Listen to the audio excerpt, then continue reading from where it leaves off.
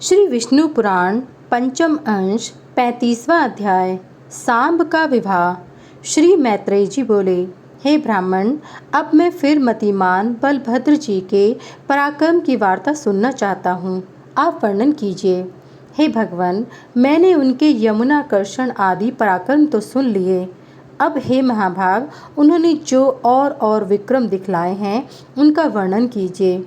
श्री पराश जी बोले, हे मैत्रेय, अनंत अप्रेमय धरणीधर शेषावतार श्री बलराम जी ने जो कर्म किए थे वह सुनो।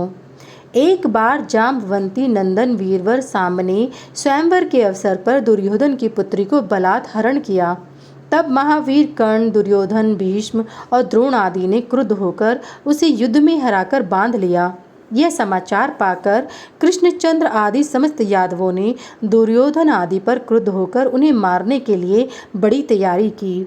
उनको रोककर श्री बलराम जी ने मदिरा के उन्माद से लड़खड़ाते हुए शब्दों में कहा, कौरव गण मेरे कहने से सांब को छोड़ देंगे, अतः मैं अकेला ही उनके पास जाता हूँ। श्री पराश जी बोले, तदंतर श्री बलदेव जी हस्तिनापुर के समीप पहुंचकर उसके बाहर एक उद्यान में ठहर गए। उन्होंने नगर में प्रवेश नहीं किया। बलराम जी को आए जान दुर्योधन आदि राजाओं ने उन्हें गौ, अर्घ और पाद्य आदि निवेदन किए। उन सबको विधिवत ग्रहण कर बलभद्र जी ने कौरवों से कहा, राजा उग्रसेन की आज्ञा है, आप लोग सांब को तुरंत छोड़ दें। हे द्विजोत्तम, बलराम जी के इन वचनों को सुनकर भीष्म, द्रोण, कर्ण और दुर्योधन आदि राजाओं को बड़ा क्षोभ हुआ और यदुवंश को राज्य पद के अयोग्य समझ बाहर आदि सभी कौरव गण कुपित होकर मूसलधारी बलभद्र जी से कहने लगे, हे बलभद्र, तुम यह क्या कह रहे हो? ऐसा कौन यदुवंशी है जो कुरु कुलोत्पन्न किसी वीर को आज्ञा दे? यदि उग्रसेन भी कौरवों को आज्ञा दे सकता है तो राजाओं के योग्य कौरवों के इस श्वेत छत्र का क्या प्रयोजन है? अतः हे बलराम, तुम जाओ अथवा रहो, हम लोग तुम्हारी या उग्रसेन की आज्ञा से अन्याय कर्मा सांब को नहीं छोड़ सकते। पूर्व काल में कुकुर और अंधक वंशीय यादवगढ़ हम माननीयों को प्रणाम किया करते थे, सो अब वे ऐसा नहीं करते तो न सही, किंतु स्वामी को यह सेवक की ओर से आज्ञा देना कैसा? तुम लोगों के साथ समान आसन और भोजन का व्यवहार करके तुम्हें हमने ही गर्वीला बना दिया है। इसमें तुम्हारा कोई दोष नहीं, क्योंकि हमने ही प्रतिवश नीति का विचार नहीं किया।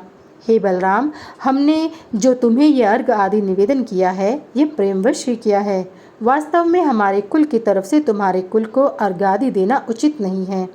श्री पराश जी बोले, ऐसा कहकर कौरवगण ये निश्चय करके कि हम कृष्ण के पुत्र सांब को नहीं छोड़ेंगे, तुरंत हस्तिनापुर में चले गए। तदंतर हला युद्ध श्री बलराम जी ने उनके तिरस्कार से उत्पन्न हुए क्रोध से मत्त होकर घूरते हुए पृथ्वी में लात मारी। महात्मा बलराम जी के पाद प्रहार से पृथ्वी फट गई और वे अपने शब्द से संपूर्ण दिशाओं को गुंजाकर कंपायमान करने लगी तथा लाल लाल नेत्र और टेढ़ी भ्रुकुटी करके बोले, अहो, इन सारहीन दुरात्मा कौरवों का ये कैसा राजमत का अभिमान है। कौरवों का महिपालत्व तो स्वतः सिद्ध है और हमारा सामयिक ऐसा समझकर ही आज ये महाराज उग्रसेन की आज्ञा नहीं मानते, बल्कि उसका उल्लंघन कर रहे हैं। आज राजा उग्रसेन सुधर्मा सभा में स्वयं विराजमान होते हैं, उसमें शचीपति इंद्र भी नहीं बैठने पाते, परंतु इन कौरवों को धिक्कार है, जिन्हें सैकड़ों मनुष्यों के उच्चिष्ट राज सिंहासन में इतनी तुष्टि है, जिनके सेवकों की स्त्रियां भी पारिजात वृक्ष की पुष्प मंजरी धारण करती हैं, वह भी इन कौरवों के महाराज नहीं हैं। यह कैसा आश्चर्य है। वे उग्रसेन ही संपूर्ण राजाओं के महाराज बनकर रहें। आज मैं अकेला ही पृथ्वी को कौरवहीन करके उनकी द्वारिकापुरी को जाऊंगा। आज कर्ण, दुर्योधन, द्रोण, भीष्म, बाहलिक, दुशासन आदि भूरी भूरी श्रवा, सोमदत्त, शल, भीम, अर्जुन, युधिष्ठिर, नकुल और सहदेव तथा अनन्य समस्त कौरवों को उनके हाथी घोड़ों और रथ के सहित मारकर तथा नववधू के साथ वीरवर सांब को लेकर ही मैं द्वारिकापुरी में जाकर उग्रसेन आदि अपने बंधु बांधवों को देखूंगा, अथवा समस्त कौरवों के सहित उनके निवास स्थान इस हस्तिनापुर नगर को ही अब गंगा जी में फेंक देता हूँ। श्री पराश जी बोले, ऐसा कहकर मध्य से अरुण नयन मूसलायुद्ध श्री बलभद्र जी ने हल्की नोक को हस्तिनापुर के खाई और दुर्ग से युक्त प्रकार के मूल में लगाकर खींचा। उस समय संपूर्ण हस्तिनापुर सहसा डगमगाता देख समस्त कौरवगण क्षुब्ध चित्त होकर भयभीत हो गए और कहने लगे, हे राम, हे राम, हे महाबाहो, क्षमा करो, क्षमा करो। हे मूसलायुद्ध, अपना कोप शांत करके प्रसन्न होइए। हे बलराम, हम आपको पत्नी के सहित इस सांब को सौंपते हैं। हम आपका प्रभाव नहीं जानते थे, इसी से आपका अपराध किया, कृपया क्षमा कीजिए। श्री पराशरी बोले, हे मुनिश्रेष्ठ, तदंतर कौरवों ने तुरंत ही अपने नगर से बाहर आकर पत्नी सहित सांब को श्री बलराम जी के अर्पण कर दिया। तब प्रणाम पूर्वक प्रिय वाक्य बोलते हुए भीष्म, द्रोण, कृप आदि से वीरवर बलराम जी ने कहा, अच्छा, मैंने क्षमा किया। हे द्विज, इस समय भी हस्तिनापुर गंगा जी की ओर कुछ झुका हुआ सा दिखाई देता है। यह श्री बलराम जी के बल और शूरवीरता का परिचय देने वाला उनका प्रभाव ही है। तदंतर कौरवों ने बलराम जी के सहित सांब का पूजन किया तथा बहुत से दहेज और वधु के सहित उन्हें द्वारिकापुरी भेज दिया। इति श्री विष्णु पुराणे पंचमे अंशे पंचत्रिंशो अध्याय समाप्त। श्री विष्णु पुराण पंचम अंश 36वां अध्याय। द्विविध वध। श्री पराशरी बोले, हे मैत्रेय, बलशाली बलराम जी का ऐसा ही पराक्रम था। अब उन्होंने जो और एक कर्म किया था वह भी सुनो। द्विविध नामक एक महावीर्यशाली वानर श्रेष्ठ देव विरोधी दैत्यराज नरकासुर का मित्र था। भगवान कृष्ण ने देवराज इंद्र की प्रेरणा से नरकासुर का वध किया था। इसलिए वीर वानर द्विविध ने देवताओं से बैर ठाना। उसने निश्चय किया कि मैं मृत्युलोक का क्षय कर दूंगा और इस प्रकार यज्ञ गादी का उच्छेद करके संपूर्ण देवताओं से इसका बदला चुका लूंगा। तब से वह अज्ञान मोहित होकर यज्ञों को विध्वंस करने लगा और साधु मर्यादा को मिटाने तथा देहधारी जीवों को नष्ट करने लगा। वह वन, देशपुर और भिन्न भिन्न ग्रामों को जला देता तथा कभी पर्वत गिराकर ग्रामादि को चूर्ण कर डालता, कभी पहाड़ों की चट्टान उखाड़कर समुद्र के जल में छोड़ देता और फिर कभी समुद्र में घुसकर उसे क्षुभित कर देता। हे द्विज, उससे क्षुभित हुआ समुद्र ऊंची ऊंची तरंगों से उठकर अति वेग से युक्त हो अपने तीरवर्ती ग्राम और पुर आदि को डुबो देता था।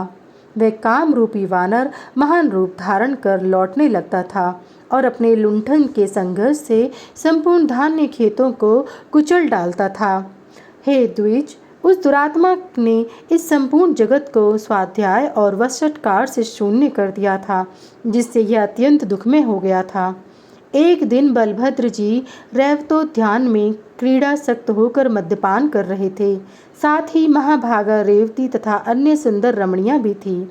उस समय यदुश्रेष्ठ श्री बलराम जी मंदराचल पर्वत पर कुबेर के समान रैवत पर स्वयं रमण कर रहे थे। इसी समय वहां द्विविध वानर आया और श्री हलधर के हल और मूसल लेकर उनके सामने ही उनकी नकल करने लगा। वह दुरात्मा वानर उन स्त्रियों की ओर देख देख कर हंसने लगा और उसने मदिरा से भरे हुए घड़े फोड़ कर फेंक दिया। तब श्री हलधर ने क्रुद्ध होकर उसे धमकाया, तथापि वह उनकी अवज्ञा करके किलकारी मारने लगा। तदंतर श्री बलराम जी ने मूसलाकर क्रोध से अपना मूसल उठा लिया तथा उस वानर ने भी एक भारी चट्टान ले ली और उसे बलराम जी के ऊपर फेंकी। किंतु यदुवीर बलभद्र जी ने मूसल से उसके हजारों टुकड़े कर दिए, जिससे वह पृथ्वी पर गिर पड़ी। तब उस वानर ने बलराम जी के मूसल का वार बचाकर रोषपूर्वक अत्यंत वेग से उनकी छाती में घूंसा मारा।